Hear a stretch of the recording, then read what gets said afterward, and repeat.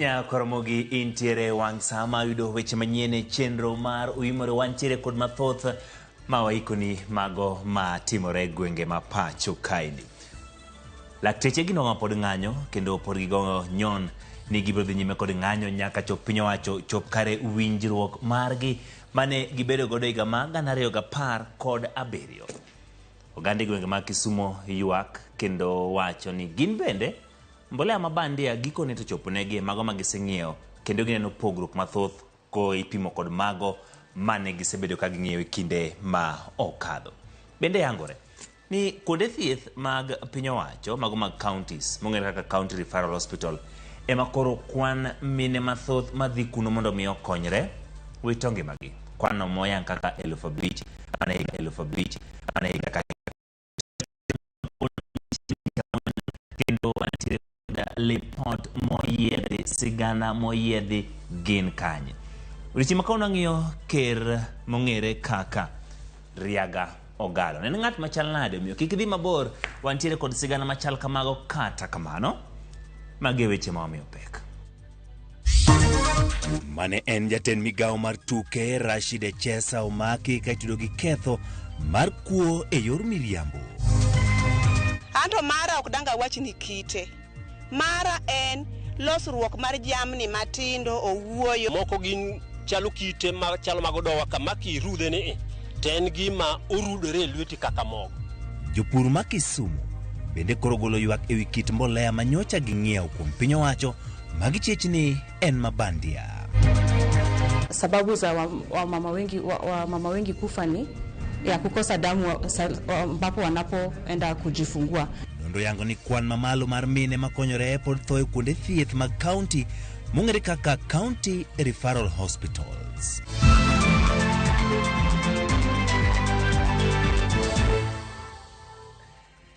Nya Ramogi nena ka intiere kanye en wach mane ma intiere godo e weche manyien mabiro bedo kakeloni gi elak seche gi parni elo tudri koda namba pod en 23600 yuda achiel kachiel e Facebook, X manje en Twitter ka achiel kod YouTube to kod bende yudo achiel kachiel kanyo e Citizen Digital wago kodi mbaka kendo imia pachi. Nyinga Uchengi Manuel jaloko marwa en Elizabeth Otieno bed kode chakruok nyaka giko.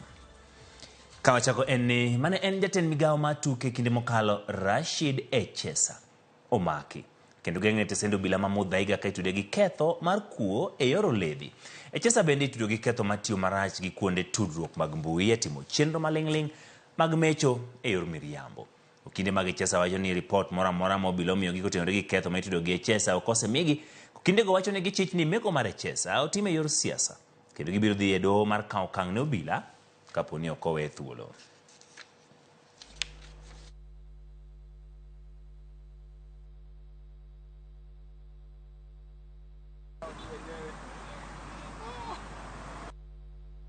Hayo mambo yote hakuna ambapo tunaambiwa ni pesa ngapi alizozipata na kutoka kwa nani. Hakuna complainant, mlalamishi katika hii kesi hayuko.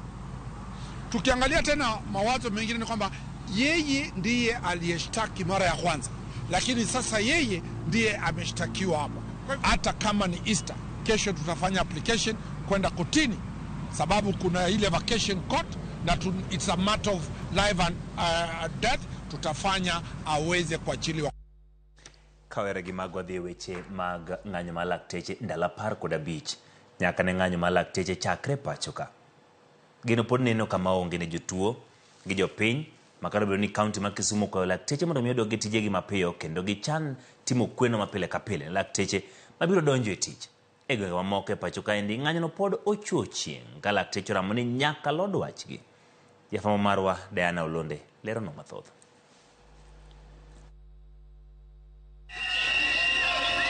Kaonyono odiechieng' mar 15 nyaka ne lakteche chak ng'anyo jochiw thieth go pod ramo ni dwachgi nyaka keti e tim.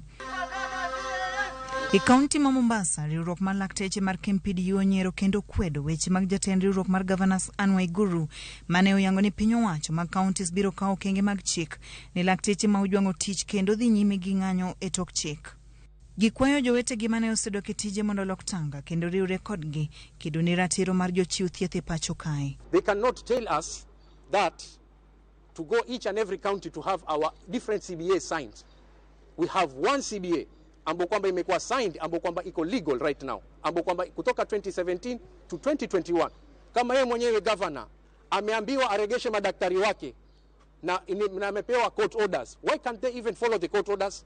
We have court orders in Mombasa to this governor. We have court orders in Kirinyaga to herself, that is to reinstate all doctors ambao kwamba aliwafuta. Kwa nini hataki kuwaregesha? Is she above the law? No. Kwa nini anatutishia sisi? Sisi hatuwezi kurudi kuwasikiliza wao. Weche mabende nosir kod lakteche kaunti ma Kisii mawacho ni riwruok mar governors temo bwogogi kata bedo ni gitimo ng'anyo e yor ratiro. Kotelnegi kod jagoro mar KMPDU Badi Manyanza Onyango Ndonga, laktechego wacho ni ok gibidok chien. What we are telling the government is bring it on. We are willing to lose something for the sake of the profession. For the dignity of the profession, we are willing to lose our income. And ladies and gentlemen, our patients who are sick at home, we apologize, we empathize. This war is not against the patient. This war is against a government that is inept, a ministry that has shown it is not able to lead. The strike is going to be reignited on Tuesday. We are going to have mega demonstrations on Tuesday in Kisumu. E kaunti ma Kisumu, sirikal mar kaunti no osendiko barua mar dwaro ni lakteche duto odoge tich kawuononi, kendo ni ne idhi kwan lakteche mar yango mago madibed ni ok odonjo e tich. E oboke mar kaunti no manondik tarik 25 dwe mar adek mar higani, ten kaunti no lero ni doho no oseyango ni ng'anyono ne en ataro mar chik, kendo dwaro mar laktechego owinjo bed mar piny owacho mamalo ma ok mar kaunti. Tendo osiptal ma Ramogi Oginga Odinga Kisumu bende ne ogolo milome mar nyiso lakteche mondo odoge tich kaluwore gi chik ma osegol gi tend kaunti no. E barua manyocha ondiki gi jata tije mar osiptalno Profesa Richard Lesiyampe, laktechego idwa ni odonje tich kochakore nyoro tarik 27. Riwruok mar jochiw thieth mar Clinical Officers bende oyango ni gibiro chako ng'anyo margi tich ariyo ma en tarik 2 dwe mar 4 mar higani, ka giwacho ni ok ginyal tiyo makare kaluwore gi ng'anyo mar lakteche madhi nyime. Tunaenda maandamano Kisumu, tukimaliza Kisumu tena tuleta Kisii. Hiyo ndio lugha serikali inaelewa, na tunaomba watu wetu kufutwa kazi sio shida. Previous government ilitufuta. Bado nurses wako nje, hawajarudi. Si ati wameshindwa kuwarudisha. Ni ile tu wako adamant. Kwa sababu hawa ni watoto wa watu wanateseka. Imagine without pay for almost 3 good years. Geno kod kwayo mar jopiny en ni mondo jogegi manie osiptende oyud resruok kata obedo ni winjruok pok obedo e kind lakteche kod migawo mar thieth. Dana Ulonde, Ramogi TV. Kawere gi weche mag thieth wadhi weche mag mbolea ma bandia. Jopur mawuok Kisumu West ywak ni gin kod luoro bang' yudo kit mbolea ma Ngogi Kibaji ni en mabandia. Giyango ni yiegi kuoro orumo kuom piny owacho kotenore kod wach ng'iewo mbolea mane oyuyo kowuok e bodno. Millicent Adhiambo miwa ler mathoth. Mama nyiwa ina mane? Ma en manyiwa mane? E kar dak ma Kisumu Karateng e Kisumu West, waradogi moko kuom jopur ka odiche puodho. To kata obedo ni gidich kamano, mar larore kod koth, gin kod litgi achiedh nade bang' nyiewo mbolea magichich ni en bandia, mbolea magigolo e dero maduong' mar National Cereals and Produce Board. Kane wayieche to mokwongo kite nopori kit mbolea mane watiyo godo mokwongo. Kech ne wayudo ka en wuon en gi buru mang'eny, buru makata iting'e kama ito yamo dhi kode. Tachiel modongo moko gin chalo kite ma chalo magodowa kama kirudhe ni ten gima orudore lweti kaka mogo. Naluor madhi aya fertilizer gotieno. To ka yudo anto mara ok danga wach ni kite. Mara en losruok mar jamni matindo owuoyo. Manyiwa no inene kwa umbali achiel to en mar jamni matindo. Ena buru makata kama kete e ot kama antie. Ot duma diek. Manyiwa no kako medo bet ot duma diek. Tadwa ni kora dhia kuom taonge manyiwa mora. Koro wan gi lal maduong' nyaka ne jowete wagite. Gi lal kana achiel kuomgi. to koro an bende gitemo yo takon un be un manu biro ira be kiko yuan kichan bende okaka wan kenda kepo nu mad be awe kepo nu be okdo yudo mak mana sara to walal koro mar singel fa par kod 400 ma chal mar mbolea magi chich ni bandia ayawa to ma embolea magi yango ni kare kendo magi sebedo ka gitiyo godo e kinde mokalo mane manywa maber en midwa tiyo go mipogo kaka jogo ma osetiyo gi mbolea kuom thuolo malach jopur wacho ni ok gimor nikech gichich ni iwuondogi. Mbolea nwafwanyo ni fake nikech mbolea mwasetiyo godo chakre chon fertilizer en mbolea makikaw mikete lo kalong'ich to kuom dakika moko matin kata 1 hour ose melt ma NP okine gimoro amora mong'inore kuome to ma endi wakaw mwatimo ranyisi ka wakete pi to tieko ndala bich ka enana kaka ni kete cha pigcha enana kaka ne encha mano noromo nyiso ni mbolea ni ok en mbolea masawa iyango ni sani gionge giye kata matin kod mbolea minyiew mag piny owacho kata odoko ni giseyudo milome ni mbolea ma ikoro e tie cham mong'ere gi dhongere ni top dressing osechopo top okanyal kawo kaloro waseng'eyo ni mbolea rach koro top be okane kabiro kawo waonge kod yie ni top ni nyalo konyowa afadhali ne watige 3,000 gi wiego to wayud mbolea masawa moloyo ni watiyo gi pesa matin to wayudo mbolea ma ok bi konyowa to sirikal wuon kane lando weche mag chiemo to ne ginyiso maber ni mondo mi wayud chiemo maber nyaka wati matek gibiro miyo wa fertilizer maber wabiro komo mondo mi wariemb kech koro penjo na en ni koro maendi style mwadwa riembo godo kech kimiwa gik ma fake mondo watigo to gik mabeyo to kwanyalo yudo maonge ka sirikal pod oramo ni nyaka tim pimo ne mbolea milieko ni bandia mar yango adieri ewi midhiero no jopur to yango ni mbolea go bandia kaluore ni gionge gi chia mar leny kaka mbolea mani kare leny sama owinjo ng'ich koro gin kod geno mar winjo adieri mapiyo kowuok kuom sirikal mondo giyud konyruok kotenore kod weche pur e kindeni mar chwiri kapok okalo. Millicent Adhiambo, Ramogi TV, Kisumu Karateng, Kisumu County. En wach ma tek wagero ni biro bedo kod konyruok. Wadhi e gwenge mag nyandwat ma piny Kenya. Piny owacho lando medo kwano obila ma kich e nyandwat mar Hoho mar Okak mar jiwa pedha mar kedo kod jomaundu manyayo kuo mag jamni. Magi yangi kod jatend migawo mar arita Kithure Kindiki ma bende olero ni giseduoko e lwet weg jamni maromo 5,600 manokwal e kaunti ma Turkana kendo imedo jiwa pedha mar duoko 1,200 ma pod ni e lwet jokuoge mag jamni. George Bati miyo waler. E limbe mare kaunti ma Turkana mar ng'iyo kenge mag jiwa arita e gwenge makono, jatend migawo mar arita Kithure Kindiki oyango ni dweche 6 mokalo apisa mag arita oseduoko ne wegi jamni 5,600 e kind 6,800 manokwal e kaunti ma Turkana. In the last 6 months, 6,800 livestock has been stolen from Turkana County. Out of the 6,800, we have recovered 5,600, 1,200 livestock, heads of cattle and camels are outstanding. I have directed the county security and intelligence team to look for the remainder of the livestock, recover it and hand it over to their owners. Kaka yore jiwa arita Kindiki bende olando ni idhi ndiko obila ma kicha 460 manyien e kaunti ma Turkana mondo med mbiyo obila matimo pedha ne jomaundu ahinya e gwenge ma jomaundu thoro time monj kendo neno ni kwe oduogo e gwenge go kaka oseneno apaya malodwa kadhi Kitale. I have asked the security team to work with other stakeholders and ensure that we add the number of NPRs within Turkana County by 468, which will be spread across the areas where we still have problems. The highway between here and Kitale initially was a bit volatile and dangerous. We've now been able to stabilize the highway. Kindiki bendo singo medo bila gige lweny manyasani kendo matekregi ni malo madhi konyo e toyo kanyuogo jomaundu manyayo kuo jamni. Our officers are doing their best and the government is supporting them by modernizing their equipment because we do not want to have casualties among law enforcement officers.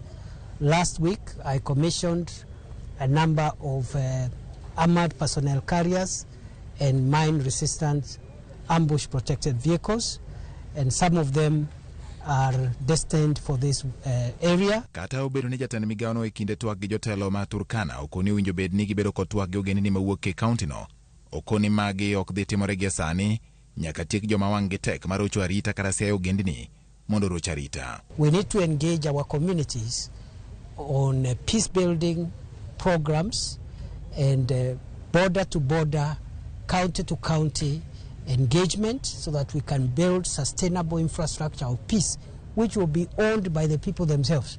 But in the meantime, we must crush the aggressors.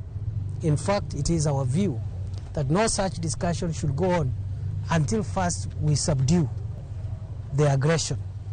Because if we entertain discussions and people in the process, as you are talking, they are basically attacking other people, you create a culture of impunity. Kaka yor duoko geno ne jodak maho mar okak kama chunygi osebedo kadang' ni kaluwore kod weche mag arita, piny owacho lando kenge manyien koting'o tiyo kod gige lweny manyasani kod med apisa mag arita e gwengego en ni arita odok e wang'e kendo mongirore. George Bati, Ramogi TV. E wach ma bende lit en ni maromo mine kod nyiri 5,000 wito ngimagi higa ka higa kinde ma gikonyore ka thoth minegi konyore kuonde thieth mag county, mago county referral hospitals. Bende county 13 kamoting'o 3 makaluo otele counties ma mine mathoth wito e ngimagi kinde ma gikonyore. Kaka Judith Omoni lero, tend counties gi kaachiel gi migawo ma thieth obagoro maduoko piny kwan mine ma wito ngimagi kochopo higa mag 2030. Good morning, everyone. My name is Charity. En romo mane okelo kanyakla jotelo mag counties 13 ma otelo e kwan mar mine kod nyiri ma wito ngimagi e sama ginyuol. Counties 13 gi onywando 3 makaluo kama oriwo Homa Bay, Siaya kod Migori. Report United Nations Population Fund ma higa 2022 yango ni maromo mine 5,000 wito ngimagi higa ka higa ka ginyuol ka thoth gi to nyuolie ute thieth mag county kata county referral hospitals. 7 kuom 10 mar mine ma wito ngimagi tho e dier otieno, giko juma kata weekend kaachiel gi odiechienge mag yweyo kata holidays.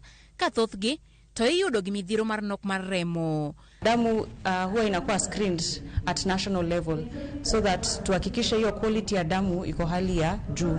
Sasa kwa hiyo screening cha muhimu ni kuhakikisha kwamba tunaweza predict the level of blood ndio uweze kuitisha damu ya kiwango kinachohitajika. Kwa hivyo let us donate ndio tuweze kuwa na hiyo availability, lakini pia hiyo ability ya kusema nadhani kwa mwezi huu tutahitaji begi kama ni 20, 30 hivyo, na tuwe na hiyo vifaa ya kuhifadhi damu kama fridge. Atamalo 33 mar nyithindo matho ka inyuolo wito ngimagi nikech onyuolgi kapok ndalogi oromo. Gino mabende jolony koni nyayore nikech onge kuonde rito nyithindo gi ma oromo e ute thieth. Tunajua sababu za mama wengi kufa ni ya kukosa damu ambapo wanapoenda kujifungua, na watoto ni kuwa wakiwa wagonjwa ama wazaliwa wakiwa wadogo kabla wakati wao kufika, na pia kukosa hiyo oxygen ama hewa kupumua wanapozaliwa. Kwa hivyo tukiangalia hayo masuala ambayo yanasababisha hizo vifo, na tuweke pesa hapo na tuweke other mechanisms kuensure wenye kupatiana matibabu wana hayo masomo na huo uwezo, basi tutaweza kupungua vifo vya wamama na watoto. Counties gi konigi kore mar tiyo kanyakla e duoko piny kwan mar mine kod nyithindo ma wito ngimagi ka ochopo e higa mar 2030. Judith Omoni, Ramogi TV. En wach mogeno ni kochopo higa mag 2030 to biro yudo koseyud kony mar neno ni mine to kod nyiri ma konyore kendo kelo ngima ok owito ngimagi. Ka wadhi nyime migawo mar somo chano gero skunde 3,500 e thuolo mar higni 3 mabiro e kaunti ma Nairobi kaluwore kod nok mar mwandu mag somo e kaunti no.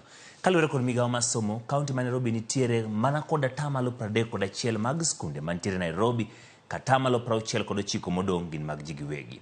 Kamano, mondo jopuonjre ma Nairobi yudo weche mag somo makare, yudo puonj marang'iny mamalo kod yudo somo e yo mayot kaka chik dwaro. Kaka Simfros Okina leronwa, piny owacho bende koro keto tenge bilion 9 mar gero klese 15,000 ne ikruok ne jopuonjre mag grade 9 higa manyien.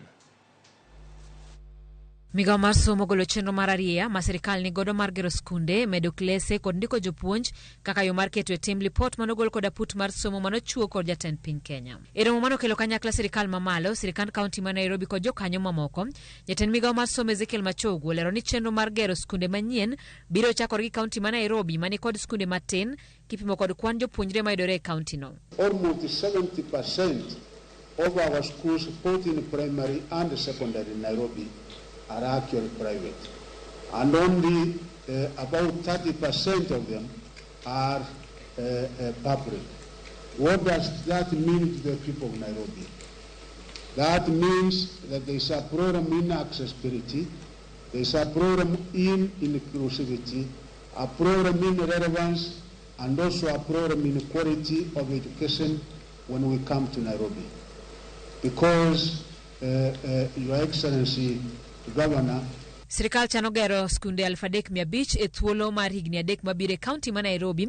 Kanyaka sani omenda marom bilion 1 osechiw ne kuonde chung'od buche 17 mar gero skunde 1,000. Kopogore gi mano bende sirikal oseketo thenge omenda marom bilion 9 ne gero klese mag grade 9 e pacho kama ngima. We have also secured 9 billion, which we will be able to do 15,000 classrooms, so that when we come to grade 9 next year, you will find that we are ready with the grade 9. So we are starting construction in order to make sure that we have enough facilities. Gavana ma Nairobi Johnson Sakaja mabende ne nitiere romo no singo mana no ni lope sirikal duto mano yaki gi jigi wegi oduoki ne sirikal mondo tigo de gero skunde mag piny owacho. We are taking it back.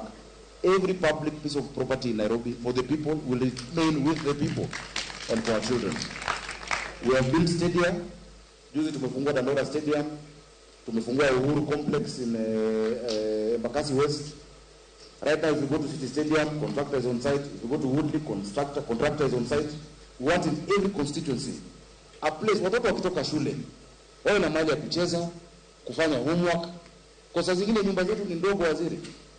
Nyumba zetu ni ndogo sana Nairobi. Sakaja bende olero ni chenro mar chiwo chiemo skunde dhi maber kendo gichano medo kwan sikunde mayudo konyo chenro no. Every day we feed 184,000 children in Nairobi at 5 shillings. Every school day. Nearly every child in Nairobi gets a nutritious hot meal. Kaka yo mar ting'o rang'iny mar somo e pacho ka, sirikal geto gero klese 20,000 higa ka higa, ndiko jopuonj 200,000, neno ni ma ok tin ne skunde 30,000 onyalo somo achiel kachiel e yor mbui e kind chenro mamoko. Simfros Okinda, Ramogi TV. Kadhi nyime yangore ni timbe mibadhi tiyo marach gi mwandu mag counties kod rem keto ler e chenro mag counties gin moko kuom gigo mosebedo kathiro dongruok e counties ma pacho ka. Ma oyangi kinde kete angali pod nonro mosebedo ketime wi kaka counties ma pacho ka osebedo ka itayo ka riwruoge mopogore kwayo jod bura bad migepe mag piny owacho matimo nonro kod man makedo gi mibadhi mondo oriw lwede kedo gi midhiero go mathiro dongruok e counties ma pacho ka. Lydia Okeyo nigi ler. Mar kor gwenge kata counties osebedo ka oketie time pacho ka kuom higni 10 mokalo. Bang' kano chake ayanga e higa mar 2013 bang' keto ayanga chike masani tao piny Kenya. Nonro ma osebed ka itimo kotenre kaka counties osebedo katiyo ne oketa ayanga bang' yudo pach jopiny e witend kor gwenge mathurka. E report no oyangore ni mibadhi tiyo marach gi mwandu piny owacho mag counties kod rem kete ler chenro mag counties moko kuom gigo ma osebedo kathiro dongruok mag counties mathurka. Going by the survey, that they are seeing a lot of corruption, which is impeding effective service delivery by county governments and even national government, to the extent that procurement of critical services such as health, water, agriculture is going on the negative. Like, citizens are not getting the services, the quality of services they anticipated to get from devolved governments. Bishop Ogida gave a report yesterday, and it was adversely mentioned. So we acknowledge that it's there. And as a national government, we appreciate that. It's a challenge that we need to overcome.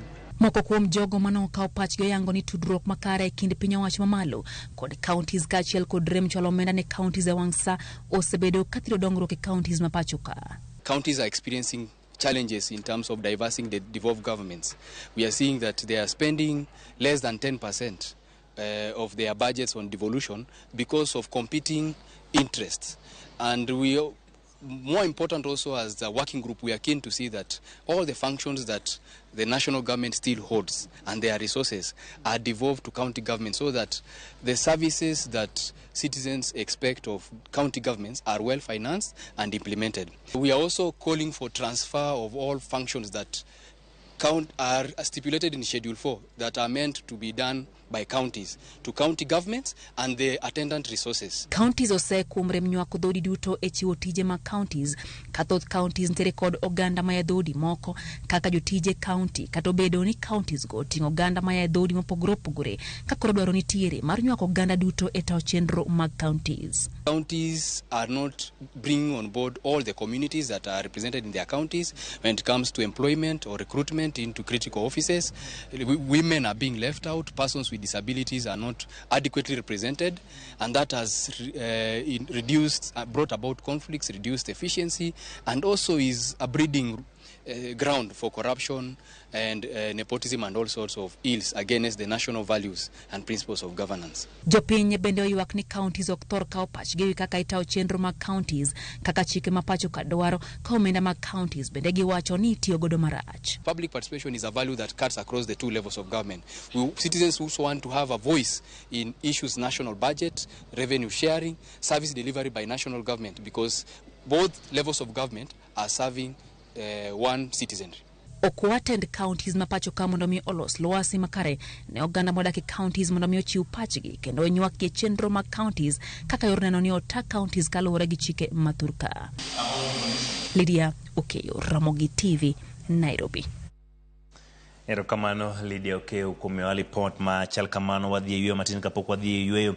Nitie ng'at maluongore ni Nick Oula ka entiere gwenge mag Kikuyu wachino chieng' manele ni yo makare. Weche motenore kod manyiwa mimiyo jopur en mano ma sirikal onego non makare, nikech jopur kohinyore dero bro hinyore, chiemo bedo maonge. Erokamano Nick Oula kinena achiel kachiel kowuok e gwenge mag Kikuyu town kuom wach machal kamano. Ng'ato bende wacho ni wach mbolea mabandia ma imiyo jopur gi piny owacho en achaya maduong' ne jopiny. Kata kamano wuon kambi en jakarafu, gima ber mare diwuoge onge nikech mano ohand karafu mano Samuel Owida. Erokamano Samuel Owida kuom orote machal kamano. E kina bende dhi nyime kod neno chenro mar Oimore Nyakwara mga jwang' kik idhi mabor.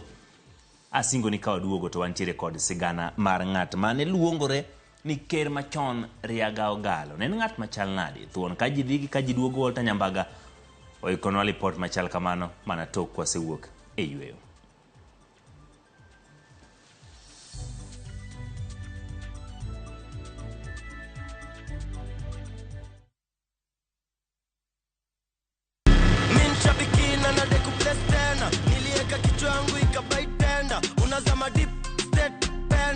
Nikaingia kwa mkahawa, mimi kichwa yangu akili zangu zote ilikuwa kwa nyama choma.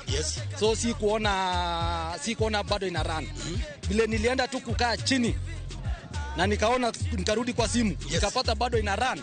Nilistuka sana na nikakaa shout immediately. Vile niliona hivyo, hata nyama nilikuwa nimependa, nilijaribu kutafuna, iko ngumu sana. Si kukula tena hiyo nyama. Mimi ni mkulima na niko na projects, so ni kuendeleza tu ukulima yangu na projects zangu. Ukichukulia ikuwe ni rahisi na ujue vile mtakaa na captain mcheze mzuri, utaielewa. Lakini with the time, the more unacheza, the more unapata experience na unajua jinsi ya kuicheza. Avieti ya Shabiki.com inakupa the biggest multiplier in Kenya. Shinda up to 50,000 times your stake. Yani ukiweka stake ya 100 bob, ndege ipeperuke, unashinda 5 million within seconds. Na ndege pia ikifly away, Shabiki.com inakupatia 5% refund ya stake yako kila siku. Usikubali kulose. Changamkia Avieta on Shabiki.com. Not for persons under the age of 18. Shabiki.com is authorized and regulated by BCLB license number 587.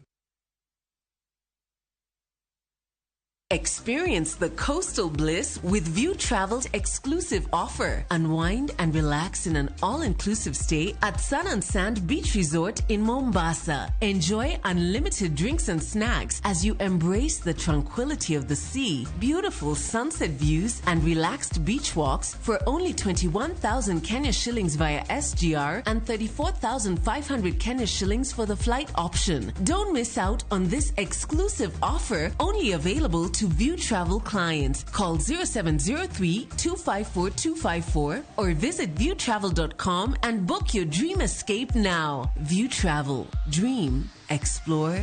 Discover.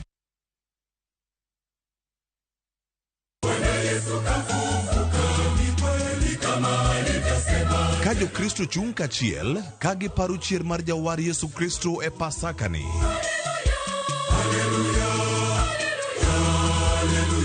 Wadhi bedo kendo wadhi wuotho kodu e nyasini ka wamedo miyo nying Nyasaye duong'. Ka wajiwo bedo gi yie motegno, wabo bedo kod kwaya, kod wende mamit mag Pasaka.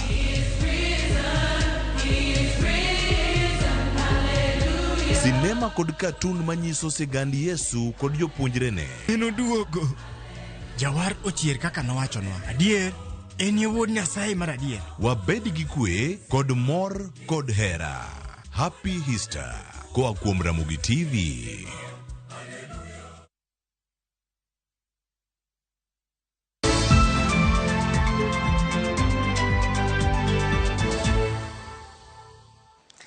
Erokamano kuom medo kete Ramogi TV chendo mar oimore.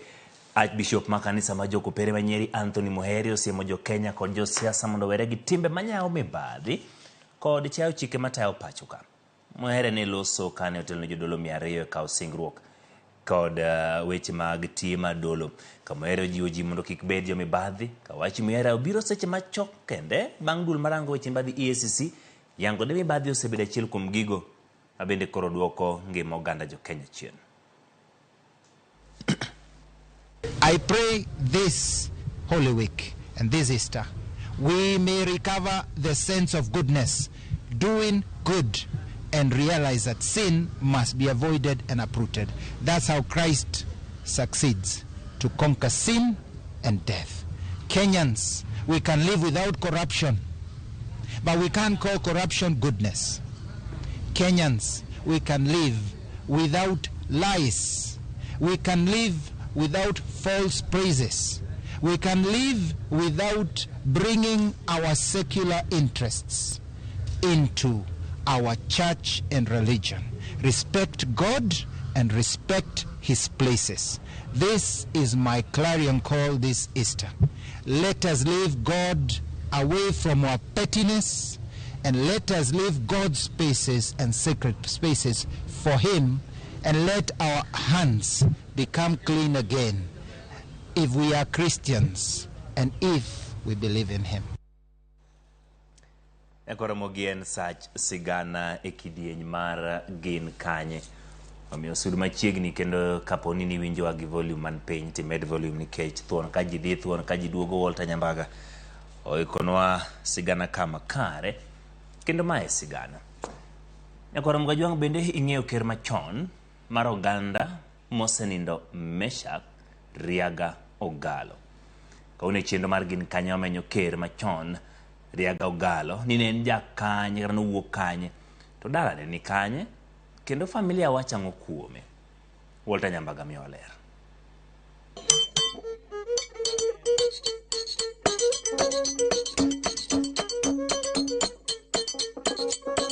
Mano ko ibudo godong war gi Joseph Pekane godon mabeyo. Wan mabudo ar gakel kuga nyamora ko soili kiaganda. Meshak Riaga Ogalo nying masako it kendo chope mesa mar gin kanye mondo wayud dwoko makare wi ng'ama Riaga Ogalo en nyaka wamany dalane e kilomita 323.7 kowuok e boma Nairobi nyaka Yugis wachope gweng' masikri Kanyamurko gia. Rangachiaore kendo wayudo rwak e dala Meshak Riaga Ogalo. Jakoromoga Jwang bang' wuoth marabora kendo wachopo e gweng' Masikri mayudore boma maduong' Moyugis. Mbaka chakore kendo min ode Jen Riaga pimo nwa ng'ama Riaga en. Riaga Ogalo ne jaduong' malich ahinya. Gima nyalo paro go jaduong' ka ochako wachne mar kerni to pinje luo duto ne ok ong'e ni kere nang'o. Ker Riaga mane okelo kata jodongo makoro nitinde an ogai kia Nelda kia Jakoma ka mano obiro nikech Riaga.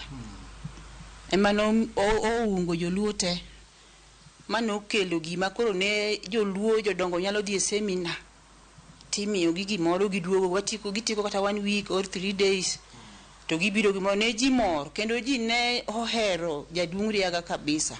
Jaduong' Riaga ne en ng'ama powerful to kendo ne en ng'ama ong'e wuoyo gima nowacho owero gadiera nowero adieri kabisa. Omiyo joluo riwore ka nyalo paro ni 2007 jaduong' ema noriwo wilang'o te. Jaduong' ne ringa ilang'o mane ok onindi kata ot. Obiro ko gwen to luokore to hol kako holno to chaka wuoka. Noringo, by the way, noringo. To ka siasa nodonje ka koro joluo ne ng'e mit ker kata mwache mamoko gi sana joluo to ne giloke siasa. E higa mar 1938 jaduong' Riaga Ogalo ne onyuol kendo yudo sombe primary Mawire kendo sudo nyaka rang'iny mar somo mar intermediate Makisi. Wapenjo Mama Jen ni to ere kaka Riaga Ogalo ne obedo ker. Kora winjo sani ni tinde yiero gi ker luo ne ok yier maka wuodo dinga ka ji odhi e meeting to onyiso ker ni onyiso ji ka ji oriwo Nyanza gi South Nyanza gi Nyanza kocha ni aneno jaduong' moro ka luongo ni Riaga Ogalo ni en man neno koromo gi gini. Onge odiochieng' moro amora mane joluo oriedo ni yiero ker kata ni bedo sapa. To kaka ne jaduong' Agwambo nosiemo Raila nosiemo Mesa Riaga Ogalo mane kaka nobedo ker. Mane wadhi stadium mam Kenyatta abinu lich jo pinje ne nitie kani rwake gi kit luo gi gik mano gikelo. Baba na before bed ker ne en councillor at that time luni councillor masani luni MCA obedo for 10 years. After 10 years ochako bedo nominated for 5 years. Ichiwo kinyo dalo pong jomadwa konyruok onsi mukudhiro penjo menwa gi to magi jok magi madwa kony. Jen wacho ni dala nene en dala welo josiasa kod mamoko. Jaduong' ne en ng'ama nohero welo. Onyalo koni ni mino chieng' kinyan gi jodongo moko ka to koni kata ni ji 10 to ka giko to gin ji 30 kata 40 tidwa tedo meeting badi to naseng'iyogo kendo be koro ne mora to gimomiyo jotelo ne manyo jaduong' ne advisor maber kata joma ne dwa chung' ne biro joma ne dwa chung' mane kwayo gweth nitie ji ma oyudo telo nikech jaduong' ni sana noero bede varanda ka to kona ni mina kinyi an gi welo tapenyi ni jaduong' to in gi welo adi. An gi jodongo makiny biro dala ka jodongo 20. Jaduong' wacha dieri mondo kwandiko bajet wandik maber nikech in kiwacho ji 20 jogi 40 to ka girem to nyaka gibed 35. Jen paro malong'o kokendo dalani e higa mar 1979 kendo kaka jaduong' ne rito familia mare. An jaduong' okenda koseti 79 tarik 1 Sunday ema ne jaduong' okawa. Achako nyuolo nyithinda ji be wacho ne ni jaduong' ni nyombo ka pod oseti ng'ama biro kunyo ne nyithindo onge nyithinde biro kwecho jomoko be koni mago to obiro barnwa yien obiro panwa tie udi nikech onyombo kotito onge yuto. Ne en jowand dhok mokwongo ne en jowand dhok koro timo alano matin odonje council ka otiyo maber mopogi makoro wabedo gi naban gine ni town council ka koro kosetiyo ka bobedo e council igni adi tamariyo mutieko koro kotieko koro weyo siasa koro weyo ne siasa ni ema ne kele ni koro mondo yiere jaduong' mar ogai marito ji. To chiembe ne chalo nade? Jaduong' ne chamo kuon bel be mane wathoro puro. Jaduong' nitie ndalo mokete iruone manyuka bel no. Nitie ndalo bende monyalo madho kal. To mariwo kete matis kech koni mariwa nigi tuo kaka daktari ne mi advice. Jaduong' ohero mana lot atipa. Kabich no nyalo chamo matin, sikuma oko cham. Nikech ne en gi alsa. Chiemo motimo mo oko cham. Chiemo motimo chumbi en chiembe ni iboka boka. Iboko tiketo chumbi kuom bari to kati keto kuom bari to ko odhi otes ni umiyo to ochung' oluongi ng'amo tedo chiemo ni samori dokgo. Ko nyal chamo. Wachore ni Riaga ni ger kod jok mongielo ngielo. Jaduong' ododho nyaka nyithindwa mokadhi ka jo university Maseno. Ogoyo. Kames ogoyo. No ero somo to kendo no ero Nyasaye. En ng'amo ero Nyasaye. Nyithindo opuonjo te mana mano dagi dhi sikul. Jaduong' onge nyathine moko somo. Jaduong' onge nyathine moko somo. To kendo no osipo na nyithinde ni adwa ni nyathi moro amora ong'e wach Nyasaye to kendo gima ber en rieko. Jaduong' ne en ng'ama mor kendo nohero nyithindo. Kata na wuon nyithinda. Osiepe mathoth ne temo bedo kaka en. Ng'ato ne ni osiep Riaga ka ne aka ni luongo ni ng'ane yando tho ka nuka e dhahero ka ndo to jiem. Aya ng'ato ne nitie ni ng'wono. Ng'ato nitie no lala aseme. Ng'ato nitie no gut njiri nyocho yike tarik 10 jaseme be nosiep jaduong'. Jaduong' ng'ato nyandiko makoro tuere ke ni nosiep jaduong'. Emomiyo ko embe obedo ker. Nyandiko ngade. Ne en manosiep jaduong'. Embe koro sani oketo ni en ker. To ne en osiep jaduong'. Koro ka jaduong' no nindo, tapani no neno ni en monego kaw kar jaduong'. Jogweng' wachore ne ok oyango kom kod duong' mar Riaga. Jogweng' ne ok dwa jaduong' seriously. Jogweng' ne mien gi chilo maricho richo. Kendo ne oging'e tend jaduong'. Ruoth ok mi duong' e dalagi. Ne ogimiye. To ne notemo wacho ni munena kane. An chieng' mana nindi to nune ni kare ne an dhano e nyimu to piny no neno. Kano nindo. E higa mar 2010, Meshak Riaga ogalo kod sanja mag jodong Luo. Moko ne otimo limbe piny Libya kendo bilo wach kod man en jatend piny Libya machon, Muammar Gaddafi. Limbe mane okelo liet kendo mieno wuoyo wenge jotelo. Mathoth mane neno ni Riaga dwa nyoro gi gimbi. To ka koro wach ne ochako wuok ma koro jaduong' ni nolokore sum ne joluo moko. To koro mano to koro kaka wan joma mine mano ne ok wanyal donje. Bang' limbe ma Libya, koth nochako goyo Riaga. Ni gimomiyo Riaga ne jolero go tondi no Riaga ka no dhi Libya no biro gi pesa koro no chamo kende. Emomiyo ko Raila no gole. Mani ng'ena winje dhoda ka. Nyisgi ni Riaga onge pesa mane chamo. Riaga ne en japur. To bedo Riaga kero yudo ka nyithinde tiyo.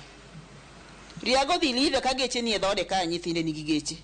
Ok ni mach Libya ne no ko yude ka en ng'amo dhier. No dhiye kaka ji nyalo tiyo to ne ok odhier. Momiyo jodongo makoro ng'e mana wach ker nekech Riaga mano yaro gini. Be koro nyalo wuoye nyinge ni no tuere ni no osechamo pesa. Koro momiyo ne Raila gole. Chik luo joluo oluor adieri. Chik luo ker ok yier. Kata odoko ni ne en ker kamano. Kendo konyo weche mag dongruok. Onge kamo chakie nyinge mar Riaga ogalo. Kamo chakie nyinge jaduong' to onge. Ok awinjo kamiluongo ni Riaga ogalo kata state kia kure. To jaduong' mokwongo nochako nwa gi kanisa. Onge gimanyis malo wach Nyasaye.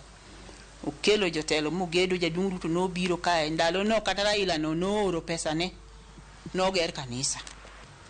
Ka ochako odhi sikundwa moro ni kae ne waonge gi secondary machiegni. Nyithindo ne law skul. Ochako temo matek moger Kachieng secondary. Kendo no wuotho kum jotelo ma education Nairobi go kendo ne oro pesa. Ma skul sani en skul. Makadi no abed joma johera Kachieng bed joma ne ndiko mane Riaga secondary. Riaga noketo familia mare mbele kata bed ni tije mathoth ne omake. To maendeleo mane en go. Jaduong' onge nyathine mane onyalo weni ok odhi skul. Ka odwa bedo kata gi welo to luongo uto keto upeny. Ni kinyan gi welo kama. To kendo gima ne en ni kikoso kata welo nitie to welo go biro ng'e ni koso. Mane kaka ne jaduong' en. ike wan obiro pando ni pod ang'o penji bang' welo gi kanyo kanyo. Washington Omondiriaga wacho ni bedo wuod ker tek, kata kamano wuon mare nokone ni mondo bed ng'at makare nyaka obed jabura. Ka kuran wuoyi maduong', jaduong' wacho ni ng'ama ng'ongo ken ng'ama galore. Manyaka sama wuoyi kodi kani pod wang'e omin wachno. To kendo unity manoketo kindwa sana nyithindo ma jowuoyi. Sani kibiro dalawa ka ok inya ng'eyo ni macha wuod miyo mane. Macha wuod miyo mane ibo penjori gi ng'ama okia. Kech wabedo kamoro achiel, wachimo kamoro achiel, mana kaka notimona kano ngima. Kano winjo nyathi ma wuoyi moluongo kani jikon kuma min tede. Problem ni kum nyak mama nino te. Kaka wan kani luongo ni wuod ker. Nyaka samo wuoyi kode ni. Ong'i macha wuod ker. To kendo we kata wuod ker. Nitie jok moko kana gweng'o kama tiyo ni an wuod ker to ken wuod ker. Nitie. Tarik 24 dwe mar aboro higa mar 2015, Meshak Riaga Ogalo ne ong'ielo rengo kendo piny oganda luo ne ni kod kuyo. Piny nochamowa. Piny nomakowa marach. Kendo piny ne lich dalani mangima te. Wasebet gi kuyo malich ahinya kuom nindo mar jaduong'. Mama Jen Riaga ne kod ote makende ne jotelo kod sirikal. Ja sirikal moramo ochakre jaduong' Owalo, Raymond, gine joma tudore gi Ruto. Ka giyie to gi pare family mar Riaga Ogalo. Riaga notiyo matek. Nyako Ramogi, erokamano kuom bedo koda chakruok nyaka giko e chenro mar Gin Kanye. Ageno ni wasonyo ni rieko, jata chenro mari kuom thuoloni duto ne an Walter Nyambaga, wuod Koweru, thuon ka ji dhi kendo ka ji duogo. Oriti masane.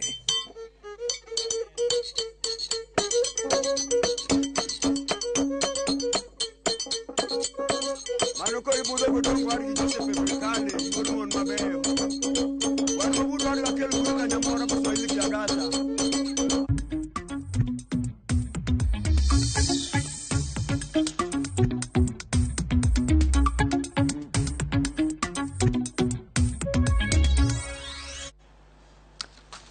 Wadhi e weche mag ohala. Migawo mar pi e kaunti ma Migori dhi keto mita mag pi e kisima ma okunye kor gwenge ma oyangi ni dhi konyo joma tayo kuonde uso pi e rito masinde kendo bedo kod yuto matin.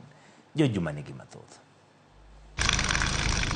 Atamalo 48 mag pi ma piny owacho mar kaunti ma Migori chiwo ne jodak e bombe e kaunti ma Migori okelo omenda ne piny owacho nikech moko ikwalo ka moko bende koro pukore. Gino mosekelo pek e chiwo pi ne oganda. Pek mar chiwo pi ni bedo senenore e kor gwenge nikech rem mar oganda e rito pige mokunynegi kod piny owacho. Migawo mar pi e kaunti ma Migori koro biro kod okenge mopogore opogore mar rito pige ma oger kod piny owacho. Onyo mager ne jotich matiyo e kambi mar Miwasco ni ng'ata mano yud kokawo pi motero ne ng'ato e dala ne maonge mita wabiro kawo ne atwa mager. Kendo wadwa ni ji temo tiyo gi pi, wajiwo jo Migori te, ng'ata man gi bil mar pi dhi chul, kech kichulo ushuru mane kigero kaunti kende ka kini chake yud pi. Jatend migawo mar pi e kaunti ma Migori Christopher Osana wach ni gidhi keto mita mar pi ne kisimbego ma okuny kod piny owacho e kor gwenge mondo jogo matiyo kodgi onyiew pi e nengo ma oyweyo. Ka omenda ma oyudi idhi tiyo kod kamiti mag pi ma oyier kod jopiny e rito pigego. Waloso yo mibiro migodo jopiny pi ka gichulo pesa matin marito pi ma ka pi okethore to gichak girit nyaka chieng' moro sirikal bi gi budget. Idwa ni pi kokethore to sano pesa nitie miloso godo gik mokethorego. Rosana wane pige mathoth ma piny owacho koro osebedo ka kunyo osebedo ka okwamo nikech kamitis matayo gi ok osebedo ka yudo omenda ma ginyalo tiyo godo e ritogi. Ka gitudore gi ofisas wa mag kaunti biro guide gi kaka gitiyo gi pesago maonge pesa mabiro dhi ofuko ng'ato mak mana rito pigno. Migawo mar pi e kaunti ma Migori wacho ni iko omenda ni gidhi nyime kod gero pige marom 60 ma oting'o pi makaramu ma igero kod omenda marom milioni 3. Tumekuja kuhakikisha kuwa kontrakta ameanza kazi, maji iwekwe, tufungue kichinjio chetu cha Karamu.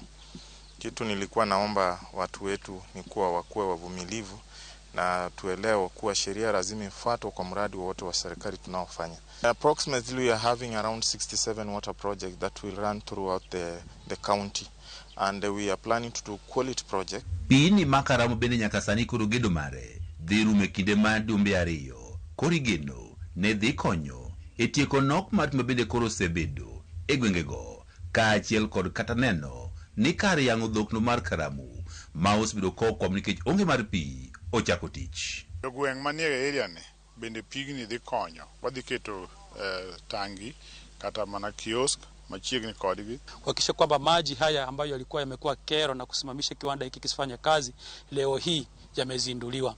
Na mradi huu wa maji umetengiwa milioni 3 kwa ajili ya kufanya equipping ya maji katika kiwanda hiki ili tukaweze kuanzisha uchinjaji wa nyama hapa.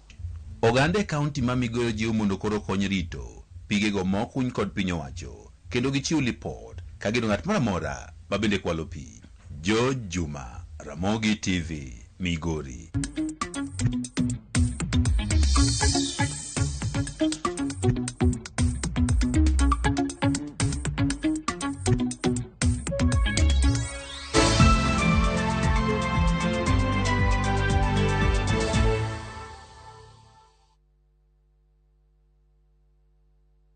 Tinda tikoma na bongo tena kirengaki. Eseki. Asenyenja sobu kimebwana eno bwengenjo mono. It's a love story like no other, where jealousy and pretense are obvious between Pragya and Suresh. We bring you Kumkum Bhagya in Kisii. Wow. Watch the drama unfold as Pragya is set to marry another man. Muswati omundu arumu yakombwa ani mambi nochote bumusani onomu yakombwa nani mambi ndi nochote byamate yani nenkia. Watch this beautiful love story of Kumkum Bhagya in Kisii only on Viusasa. Dial *487*1# or visit viusasa.com to renew your subscription. Wanchimbwa maiso ko mia yetamanyaini.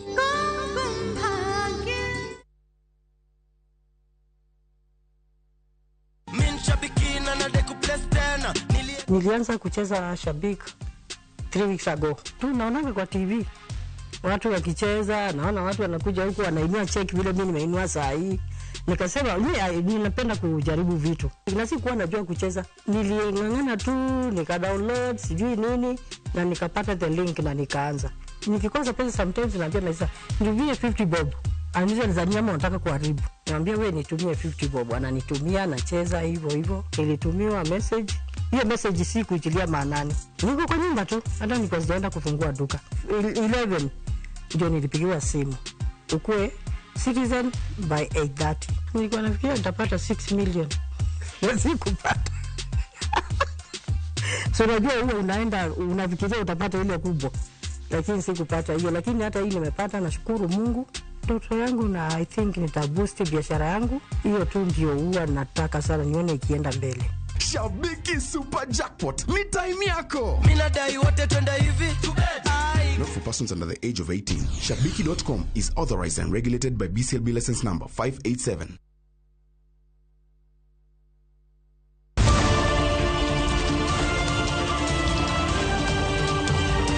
Piny koru torugi mage. Weche manyien. To chuny mbaka en nyiero, ywak kod muodo lak. Matwak kod duond jopiny. Nyakora Ramogi jong machiegni neno weche manyien. Ma en rupiny kod mbaka oromo e Ramogi TV.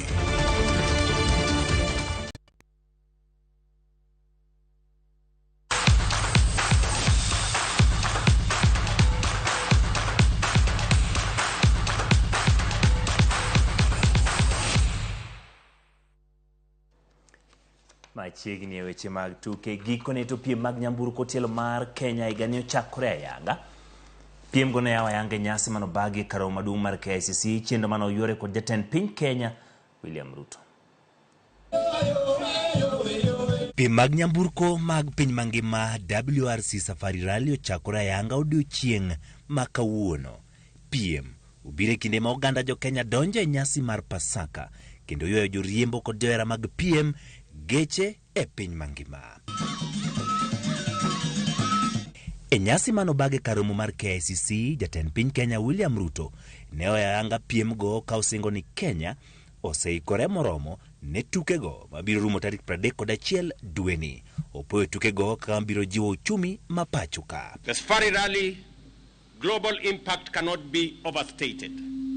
Through the years, it has remained in the lead as the WRC broadcasts in over 150 countries around the world. Last year, it attracted an encouraging viewership of 80 million.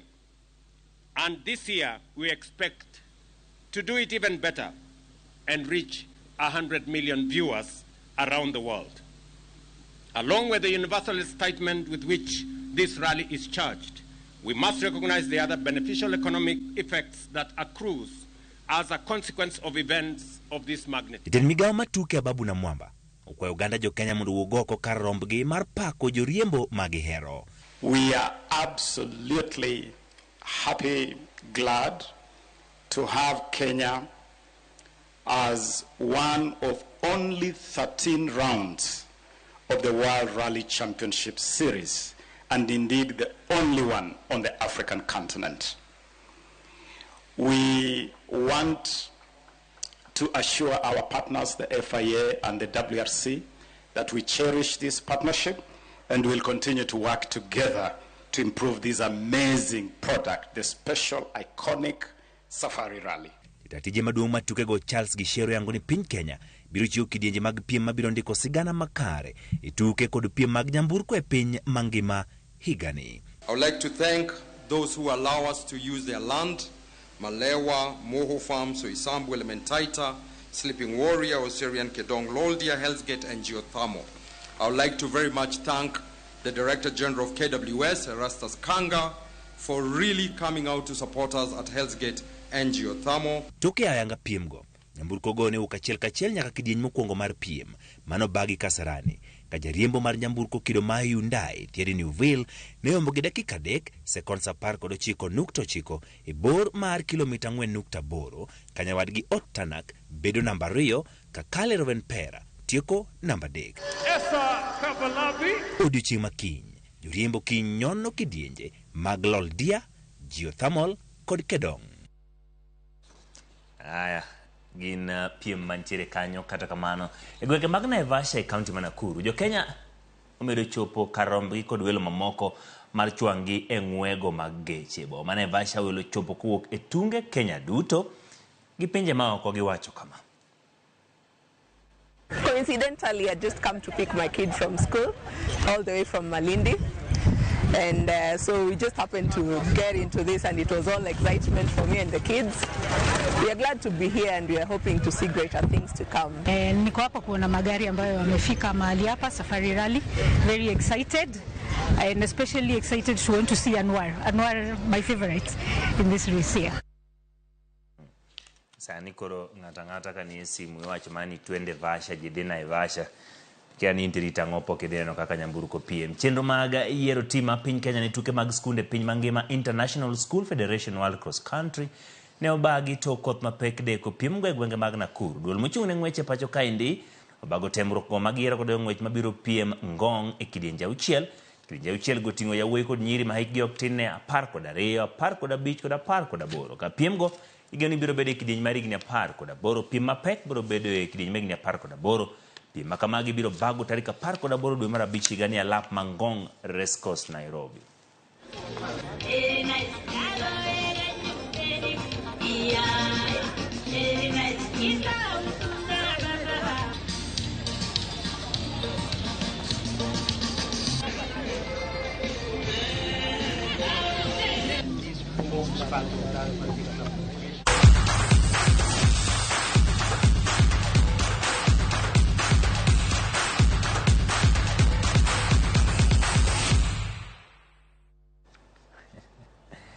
Aya kwa Ramogi kamano kuom kete RamogiTV chakruok nyaka giko e chenro mar Imorero kamano thuon ka ji dhi thuon ka ji duogo mana Walter Nyambaga kuom sigana makare emotenore kod weche mag Ker machon Riaga Ogalo tich ang'wen manyien kendo Walter Nyambaga ntiere kod lipot karamana sigana machielo mar jogo gin kanye jogo mane gin thuondi mag luo.